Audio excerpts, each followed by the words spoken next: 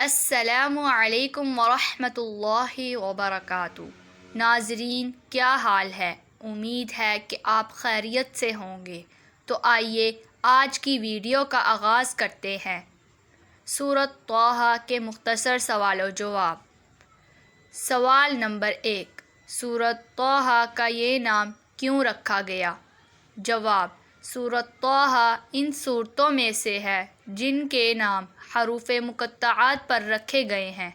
اس سورت کا آغاز حروف مقطعات میں سے طٰہٰ سے ہوتا ہے اور اسی مناسبت سے اس سورت کا نام رکھا گیا ہے۔ سوال نمبر 2، سورۃ طٰہٰ کا خلاصہ کیا ہے؟ جواب: سورۃ طٰہٰ میں حضرت موسیٰ علیہ السلام کا تفصیلی تذکرہ اور پھر توحید، رسالت اور آخرت کا بیان ہے۔ سوال نمبر 3، سورۃ طٰہٰ کے اہم علمی و عملی نکات میں سے 2 تحریر کریں۔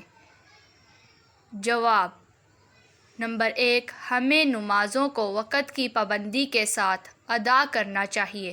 نمبر 2، حضرت محمد صلی اللہ علیہ وسلم کا سب سے بڑا معجزہ قرآن مجید ہے۔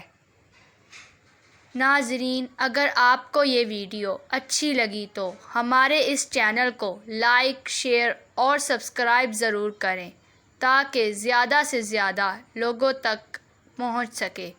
جزاکم اللہ خیرا کثیرا وجزاکم اللہ احسن الجزاء۔